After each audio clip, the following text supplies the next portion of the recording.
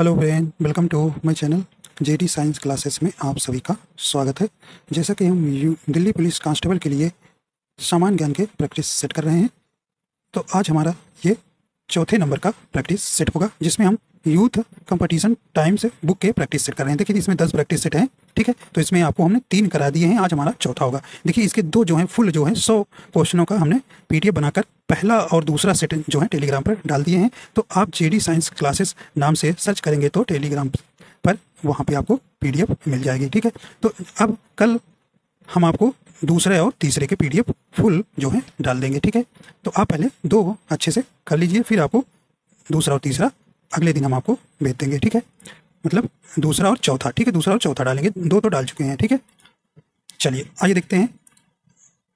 देखिए, अगर आप हमारे चैनल पर नए हैं तो चैनल को सब्सक्राइब भी कर लीजिएगा ताकि आपको नोटिफिकेशन मिलता रहेगा, ठीक है। चलिए आइए देखते हैं। पहला प्रश्न है, यानी कि श्रीलंका में कितने प्रांत हैं। तो आपको यहाँ पर बताना है श्रीलंका में कितने प्रांत हैं, यानी कि 6, 9, 8 या 11। यहाँ पे आपका सही कौन सा ऑप्शन हो जाएगा, कौन सा हो जाएगा? Right answer option number B हो जाएगा 9, ठीक है। तो 9 प्रांत जो है श्रीलंका में है, ठीक है। तो आपको ध्यान रखना है। देखिए, यहाँ से आपको श्रीलंका से कौन कौन से क्वेश्चन बन सकते हैं। देखिए, पाक जल डमरू बनता है, पाक जल डमरू बनता है, पूछता है ये किसके किसके मध्य है। तो ये भारत और श्रीलंका को अलग करता है, ठीक है। पाक जल डमरू मध्य, ये भी आप ध्यान रखिएगा, ठीक है। यह जो है भारत का तटीय रेखा से तटीय सीमा बनाता है, ठीक है। तो तटीय सीमा भारत से 2 देश बनाते हैं, मालदीव और श्रीलंका, ठीक है। देखिए, श्रीलंका की आपकी राजधानी पूछता है। देखिए, इसकी 2 राजधानियां हैं। प्रशासनिक राजधानी याद रखना है श्री जयवर्धनापुरा कोट्टे, और वाणिज्यिक राजधानी कोलंबो है, ठीक है। और इसकी जो मुद्रा है श्रीलंकाई रुपया है, ठीक है। तो यहाँ पे आपको इतना इसमें ध्यान रखना है, ठीक। पाक जल डमरू मध्य किनके किनके बीच है? भारत और श्रीलंका के बीच, ठीक है। इतना आप इसमें ध्यान रखिएगा। चलिए आइए देखते हैं, अगला प्रश्न है।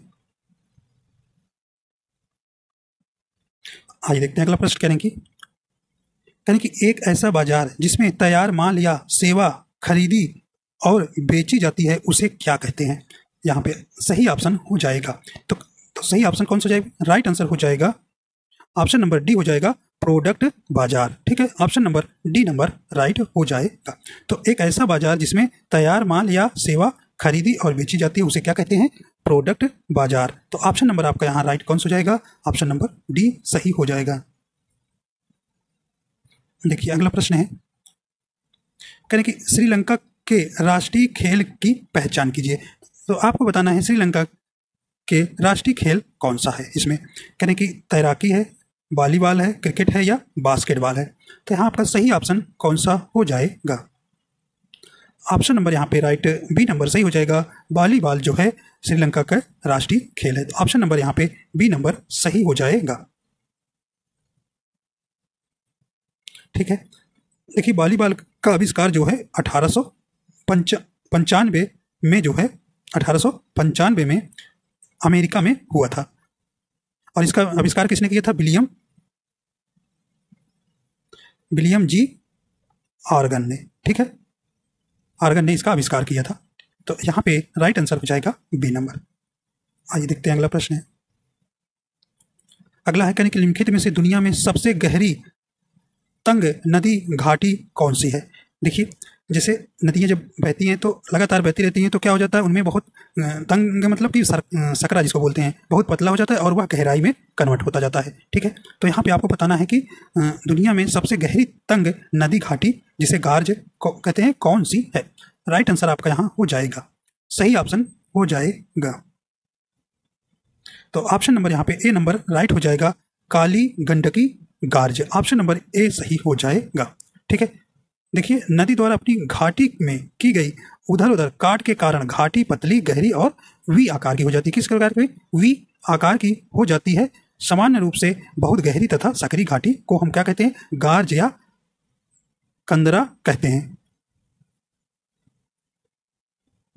और यह कहाँ स्थित है? देखिए, काली गंडकी गार्ज ये नेपाल में है, कहाँ भी? नेपाल में है, ठीक है। इसको भी ध्यान रखिएगा। तो दुनिया में सबसे गहरी तंग नदी घाटी कौन सी है? काली गंडकी गार्ज है, और यह कहाँ है? नेपाल में है, ठीक है। आज देखते हैं, अगला प्रश्न है, कहने कि किस भारतीय लेखक ने 2 लाइव्स पुस्तक लिखी है। तो यहाँ पे आपका राइट आंसर हो जाएगा सही ऑप्शन हो जाएगा ऑप्शन नंबर ए हो जाएगा, विक्रम सेठ ने। टू लाइव्स पुस्तक के लेखक कौन है? विक्रम सेठ हैं। ऑप्शन नंबर ए सही हो जाएगा। और यह क्या है? एक उपन्यास है।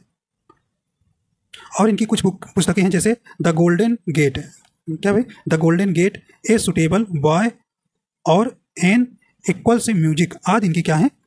कुछ पुस्तकें हैं। ठीक है, तो आपको द गोल्डन गेट ये भी इनकी है, ए सुटेबल बॉय और एन इक्वल म्यूजिक इनकी कुछ प्रमुख पुस्तक हैं, ये भी आप ध्यान रखिएगा।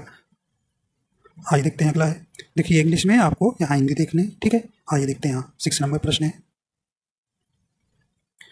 कह रहे हैं कि लोकसभा में कार्य संचालन और आचरण की नियमावली का संसद भवन के समक्ष औपचारिक प्रस्ताव पेश किए जाने से संबंधित नहीं है, इसलिए इस नियम के तहत मामलों पर चर्चा के बाद मतदान नहीं हो सकता है। तो यहाँ पर आपका यहाँ राइट आंसर यहाँ पे हो जाएगा।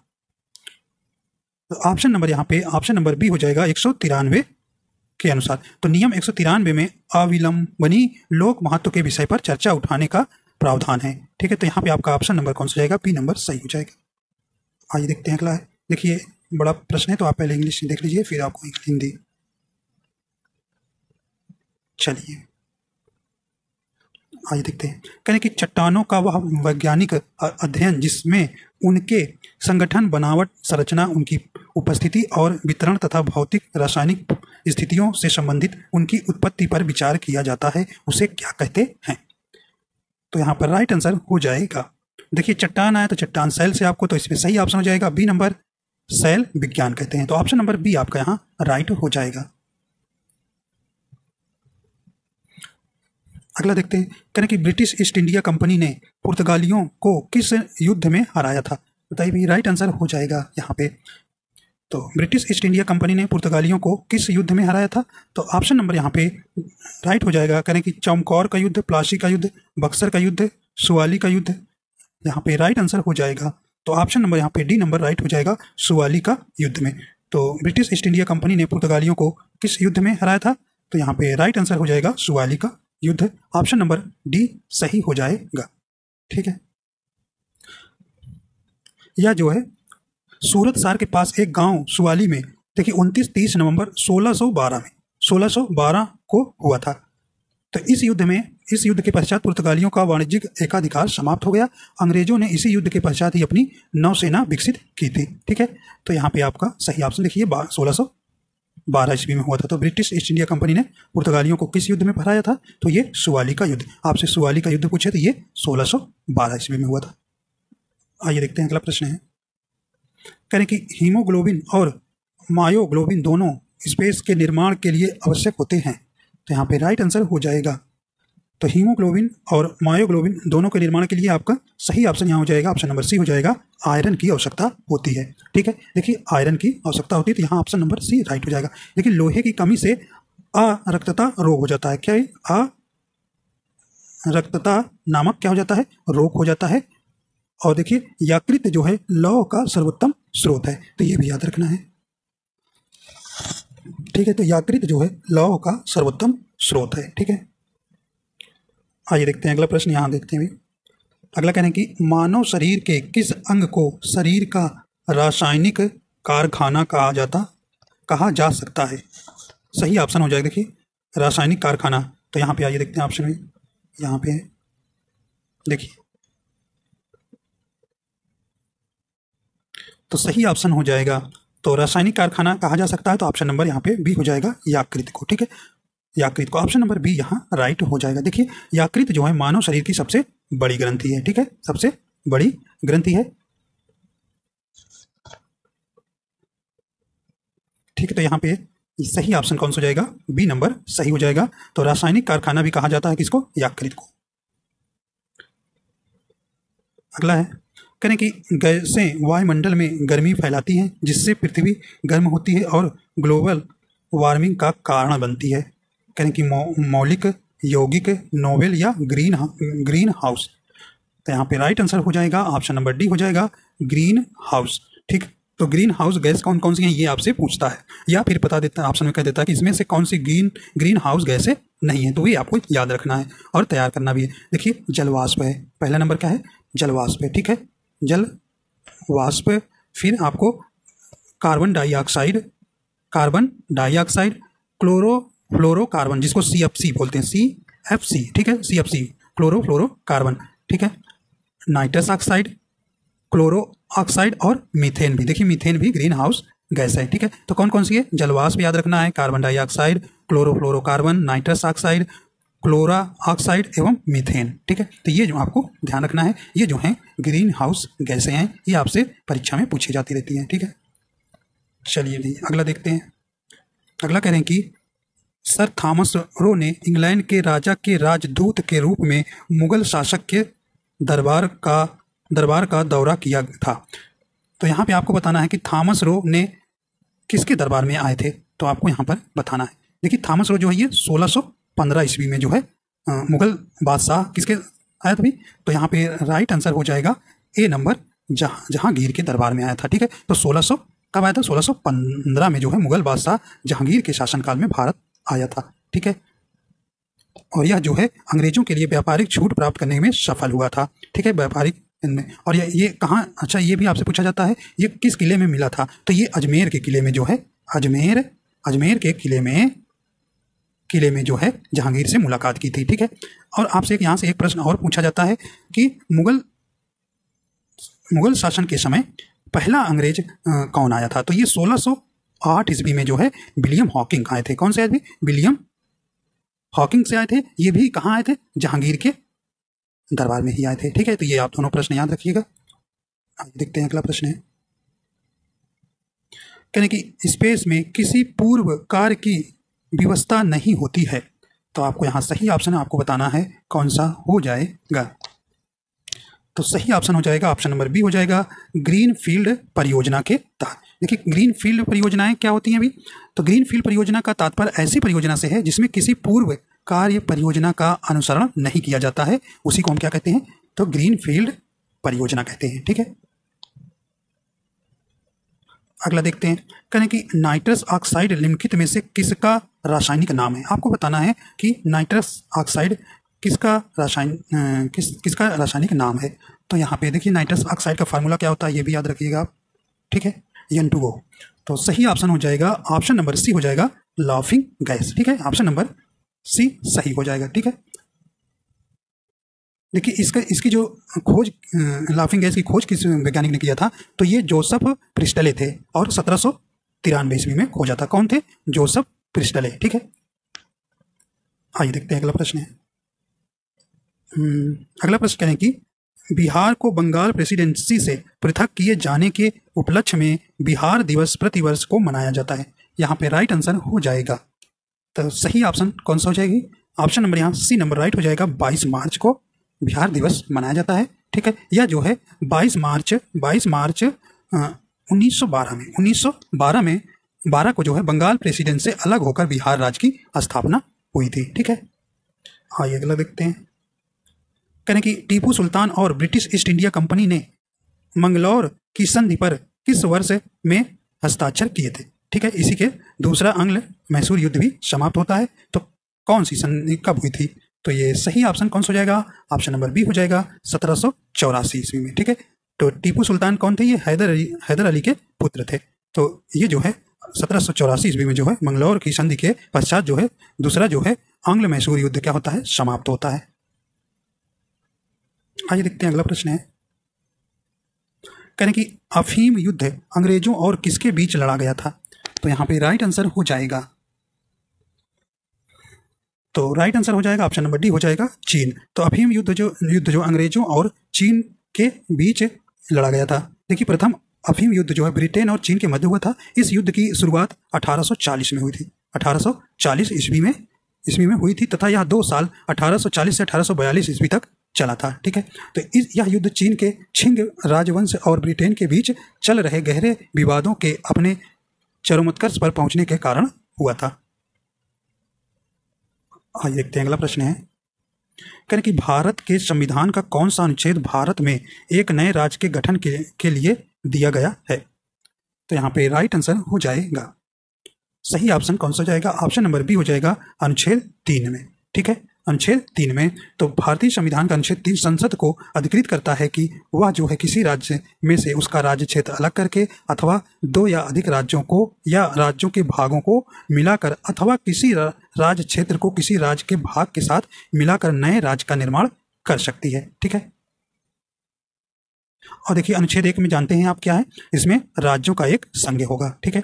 और अनुच्छेद 9 क्या कहता है? अनुच्छेद 9 ये कहता है कि अगर आप किसी देश की नागरिकता ग्रहण कर लेते हैं स्वेच्छा से तो जिस देश में पहले रह रहे हैं उस देश की नागरिकता आपको छोड़नी पड़ेगी। ठीक है।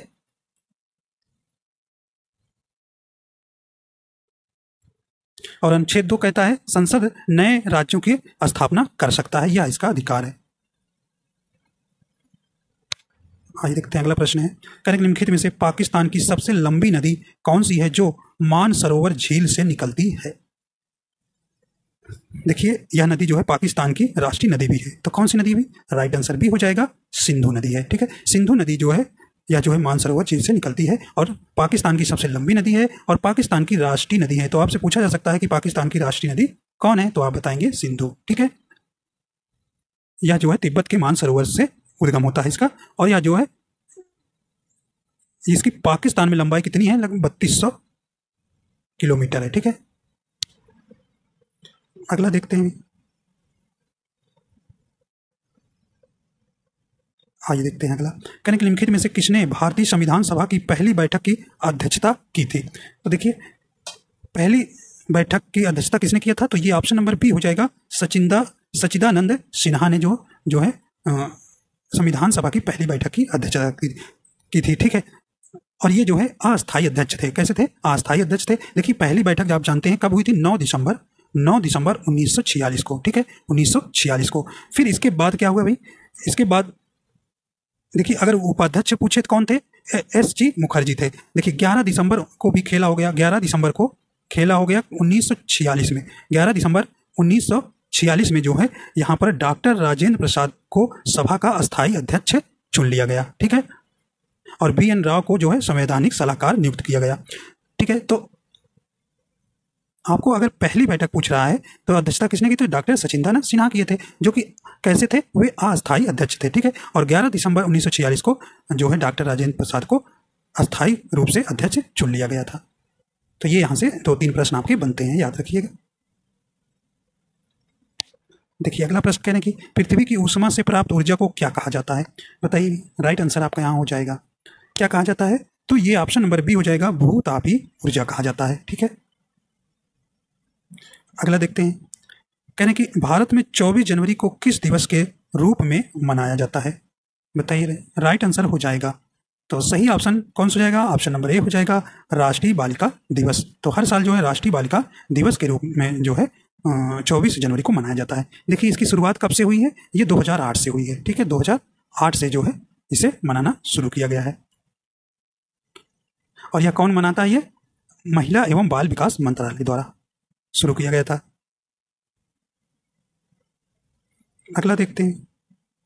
अगला कहने की, मारफती गीत का पारंपरिक लोकगीत है, तो ये कहाँ का है? राइट आंसर हो जाएगा, ये कहाँ के? ऑप्शन नंबर बी हो जाएगा, ये बांग्लादेश का है। कहाँ का भी? बांग्लादेश का।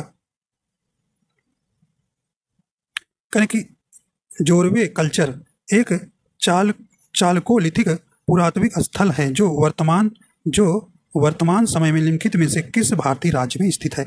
राइट आंसर आपका यहाँ हो जाएगा, तो ये सही ऑप्शन नंबर ए हो जाएगा, महाराष्ट्र में है। ठीक है, महाराष्ट्र में है।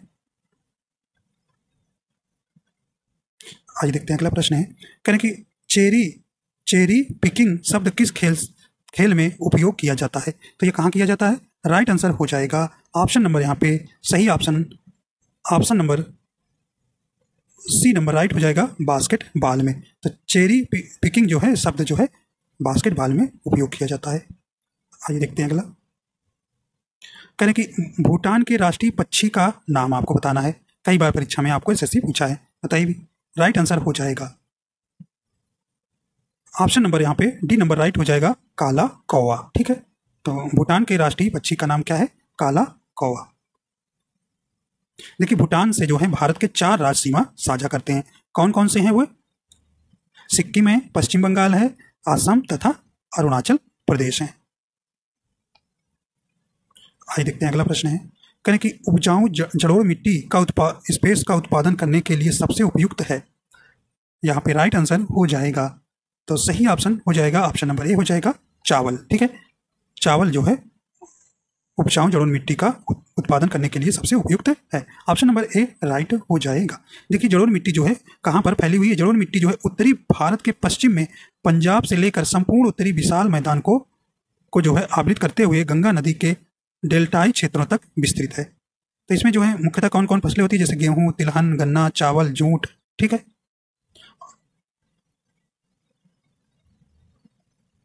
अगला प्रश्न कह रहे हैं कि अनुच्छेद से है। चलिए, कह रहे हैं कि भारत के संविधान के कौन से अनुच्छेद में भारत के राष्ट्रपति पर महाभियोग के प्रावधानों के बारे में उल्लेख किया गया है। चलिए भाई बताइए। देखिए 52 में आपका भारत का एक राष्ट्रपति होगा, इसमें बताया गया है, तो आपको यहाँ कौन सा अनुच्छेद हो जाएगा। देखिए सही ऑप्शन ऑप्शन नंबर ए हो जाएगा। अनुच्छेद 61 में जो है यह बतलाया गया है कि राष्ट्रपति पर महाभियोग लाया जा सकता है। अब देखिए महाभियोग जो है या जो है किसी भी सदन में, लोकसभा या राज्यसभा में किसी भी सदन में लाया जा सकता है। ठीक है, ये आपसे पूछा जाता है। और जो है देखिए 14 दिन पहले आपको बतलाना होगा कि राष्ट्रपति को कि आपके खिलाफ जो है क्या लाया जा रहा है, महाभियोग लाया जा रहा है, तो 14 दिन पहले उनको खबर करना पड़ेगा। ठीक है, और देखिए ये जो है कितने, अगर देखिए जैसे मान लीजिए लोकसभा में आपको इनके प्रति महाभियोग चलाया जाता है, तो लोकसभा में मान लीजिए आपको 2/3 सीट, मतलब कुल सीट का 2/3 लोग जो हैं वह अगर वे लोग सहमत हो जाते हैं, फिर यह जो है राज्यसभा में जाएगा। अगर राज्यसभा में भी 2/3 से लोग जो हैं हस्ताक्षर कर देते हैं कि हाँ ये गलत है, तो क्या हो जाएगा, उसी समय उनका क्या हो जाएगा, राष्ट्रपति का पद जो है रिक्त माना जाएगा। ठीक है, तो आपको ये ध्यान रखना है। तो यह जो है किसी भी सदन में चालू हो सकता है। ठीक है, और 72 में आप जानते हैं, 72 में अनुच्छेद इनको क्षमादान देने की शक्ति प्रदान की गई है किसी भी अपराधी को। ठीक है, चलिए आइए देखते हैं अगला प्रश्न है। अगला प्रश्न कहने की निम्नलिखित में से किसने ए हिस्ट्री ऑफ द सिख पुस्तक लिखी है। बताइए, राइट आंसर आपका यहाँ हो जाएगा। तो किसने लिखा है, ऑप्शन नंबर यहाँ पे बी नंबर राइट हो जाएगा, खुशवंत सिंह हैं। तो ए हिस्ट्री ऑफ द सिख पुस्तक के लेखक खुशवंत सिंह हैं। ऑप्शन नंबर यहाँ पे बी नंबर सही हो जाएगा। देखिए इनकी और कुछ पुस्तकें हैं, जैसे दिल्ली ए novel, why I support the emergency और ट्रेन टू पाकिस्तान। ये कई बार पूछिए, ट्रेन टू पाकिस्तान किसने लिखा है, तो ये खुशवंत सिंह है। ठीक है, आइए देखते हैं अगला प्रश्न कह रहे हैं कि किस वैज्ञानिक ने पेनिसिलिन की खोज की थी। तो ये कई बार परीक्षा में आए। राइट आंसर आपका हो जाएगा, सही ऑप्शन हो जाएगा, ऑप्शन नंबर डी हो जाएगा, अलेक्जेंडर फ्लेमिंग ने की थी। ठीक है, इसकी खोज जो है उन्होंने 1928 में किए थे, और जब उनको जो है 1945 में जो है इनको क्या दिया गया, चिकित्सा के क्षेत्र में नोबेल पुरस्कार भी प्रदान किया गया। आइए देखते हैं अगला है, कह रहे कि बांग्लादेश मुक्त युद्ध के समय भारतीय सेना प्रमुख कौन थे। तो यहाँ पे राइट आंसर हो जाएगा। तो ये 1971 में मुक्त युद्ध के समय भारतीय सेना के प्रमुख कौन थे, यहाँ पे राइट आंसर हो जाएगा। तो ऑप्शन नंबर डी हो जाएगा, सैम मनेकशा थे। तो ऑप्शन नंबर डी यहाँ राइट हो जाएगा। अगला देखते हैं, करेक्ट निम्नलिखित में से दुनिया का सबसे छोटा पक्षी कौन सा है। आसान क्वेश्चन है, बताइए। राइट आंसर हो जाएगा, तो ऑप्शन नंबर ए हो जाएगा, बी हमिंग बर्ड जो है दुनिया का सबसे छोटा पक्षी है। देखिए यह जो है 5 सेंटीमीटर लगभग क्या होता है, लंबा होता है, और 2.5 ग्राम से कम होता है। ठीक है, यह जो है मुख्यतः अमेरिका में पाया जाता है। और इसका देखिए वैज्ञानिक नाम भी याद रखिए, कौन क्या होता है, ट्रोकिलिडी। क्या है, ट्रोकिलिडी इसका जो है वैज्ञानिक नाम होता है हमिंग बर्ड का। ठीक है, चलिए आगे चलते हैं। अगला है, किस अर्थशास्त्री ने अवसर लागत का सिद्धांत दिया। यहाँ पे राइट आंसर हो जाएगा ए नंबर, गॉडफ्रीड हाइबरलर ने। आइए देखते हैं अगला प्रश्न है, कहने कि पियाजे हजारे एक प्रसिद्ध भारतीय खिलाड़ी थे जो स्पेस खेल से जुड़े हुए थे। तो सॉरी, विजय हजारे हैं, तो विजय हजारे हैं। ठीक है, ये किस खेल से संबंधित है, ये राइट आंसर हो जाएगा बी नंबर, क्रिकेट के हैं। ठीक है, क्रिकेट हैं। तो विजय हजारे एक प्रसिद्ध भारतीय क्रिकेट खिलाड़ी थे जो 1951 से 1953 ईस्वी तक भारतीय क्रिकेट टीम के कप्तान रहे थे। ठीक है, आइए देखते हैं अगला प्रश्न है कि किस वर्ष में ईस्ट इंडिया कंपनी को पूर्व और दक्षिण पूर्व एशिया और भारत के साथ व्यापार करने के लिए निगमित किया गया था? तो कब किया गया था? राइट आंसर आपका यहाँ हो जाएगा, तो ऑप्शन नंबर ए हो जाएगा 1600 ईस्वी में। आइए देखते हैं अगला प्रश्न है, करें निम्नलिखित में से कौन सा तारा सूर्य के सबसे नजदीक है? बताइए भाई। राइट आंसर हो जाएगा, तो कौन सा हो जाएगा? ऑप्शन नंबर ए हो जाएगा, प्रॉक्सिमा सेंचुरी जो है तारा जो है सूर्य के सबसे नजदीक है। अगला देखते हैं, करें निम्नलिखित में से कौन सा जीव अंडज है? तो यहाँ पे राइट आंसर हो जाएगा, तो कौन सा है? ऑप्शन नंबर डी हो जाएगा, मेढक। देखिए अगला प्रश्न है, करें कि निम्नलिखित में से कौन सा एसिड चींटी के डंक में मौजूद होता है? राइट आंसर हो जाएगा, तो ऑप्शन नंबर यहाँ पे ए नंबर हो जाएगा, फार्मिक एसिड होता है। ठीक है। करें कि ग्राम पंचायत के निर्वाचित प्रतिनिधियों का कार्यकाल कितना होता है? यहाँ पे राइट आंसर हो जाएगा, तो ऑप्शन नंबर बी हो जाएगा 5 वर्ष। देखिए 21 साल जो है ग्राम पंचायत बनने के लिए उम्र कितनी चाहिए? 21 वर्ष। ठीक है। अगर किसी कारण पंचायत भंग हो जाती है तो 6 महीना के अंदर नया सदस्य चुनना होगा। ठीक है। और देखिए ग्राम पंचायत आप जानते हैं अनुच्छेद 40 में है। ठीक है। और जो है देखिए 73वां संविधान संशोधन बहुत इंपॉर्टेंट है 1992 में। कब हुआ था भाई? 1992 में 73वां संविधान संशोधन अधिनियम 1992 अंतर्गत भारतीय संविधान में 11वीं अनुसूची जोड़ी गई थी। इसमें भारत में पंचायती राज संबंधी प्रावधानों को सम्मिलित किया गया था। ठीक है। इस संशोधन द्वारा भारतीय संविधान में भाग 9 क्या भाई? भाग 9 जोड़ा गया था। ये याद रखिए, 11वीं अनुसूची और भाग 9 और 73वां संविधान संशोधन 1992 में। ठीक है। और इसी में जो है 33% महिलाओं को आरक्षण है। ठीक है। आइए देखते हैं अगला प्रश्न है, किसी वस्तु या सेवा की मांग जो किसी अन्य चीज की मांग का परिमाण है उसे क्या कहा जाता है? क्या कहा जाता है? राइट आंसर यहाँ पे हो जाएगा बी नंबर, व्युत्पन्न की मांग। तो ऑप्शन नंबर यहाँ पे बी नंबर सही हो जाएगा। देखिए क्या होता है व्युत्पन्न की मांग? जब किसी एक वस्तु की मांग से दूसरी वस्तु की सेवा की मांग उत्पन्न होती है तो वह मांग जो है व्युत्पन्न मांग कहलाती है। ठीक है। जैसे श्रम की सहायता से अन्य वस्तुओं का उत्पादन किया जाता है। आइए देखते हैं, करें कि भारत में सिपाही विद्रोह की शुरुआत कहाँ से हुई थी? तो आइए ऑप्शन देखते हैं। तो ये कहाँ से हुई थी?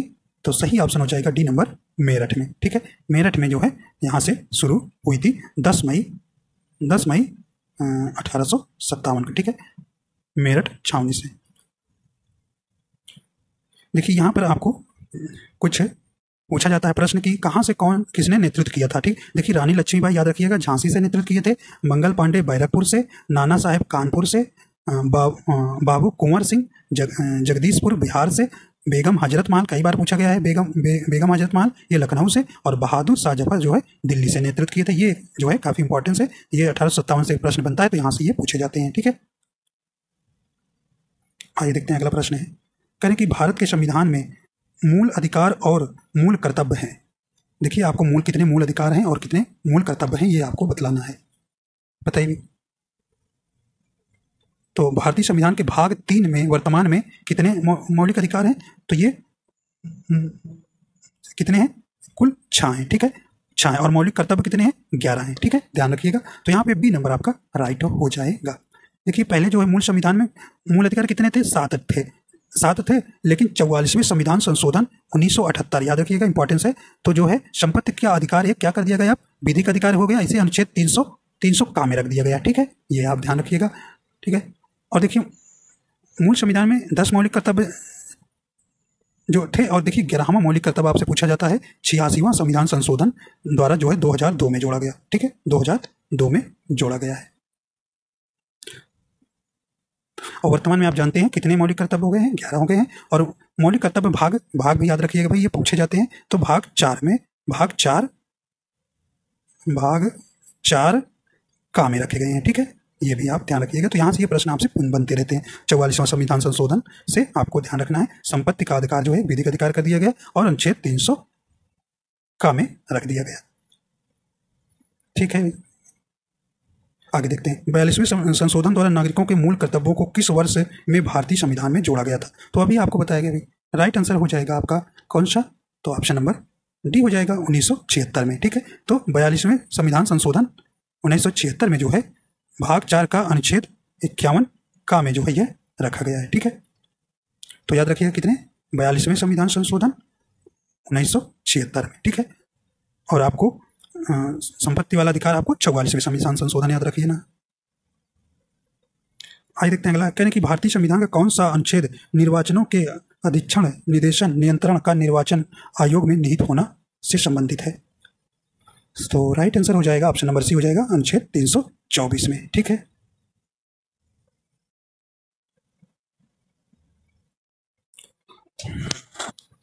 कहने की अगला है, कहने कि भारतीय संविधान में कौन सा अनुच्छेद कानून के समक्ष समता को निर्दिष्ट करता है? तो यहाँ पे राइट आंसर हो जाएगा, सही ऑप्शन हो जाएगा ऑप्शन नंबर बी हो जाएगा अनुच्छेद 14। ठीक है, देखिए अनुच्छेद 36 में क्या है, इसमें नीति निर्देशक तत्वों के संदर्भ में राज्य की परिभाषा है। ठीक है, अनुच्छेद 19 में क्या है, अभिव्यक्ति या अन्य स्वतंत्रताएं हैं। तो आप और 23 अनुच्छेद 23 में क्या है, शोषण के विरुद्ध अधिकार। ठीक है, अगला प्रश्न है, कहने कि भारत की G20 अध्यक्षता के तहत सस्टेनेबल फाइनेंशियल वर्किंग ग्रुप की पहली बैठक 2 फरवरी 2023 को कहाँ हुई है? तो ये कहाँ हुई थी? राइट आंसर हो जाएगा ऑप्शन नंबर डी हो जाएगा गुवाहाटी में। ठीक है, गुवाहाटी में। ठीक, तो ऑप्शन नंबर डी सही हो जाएगा।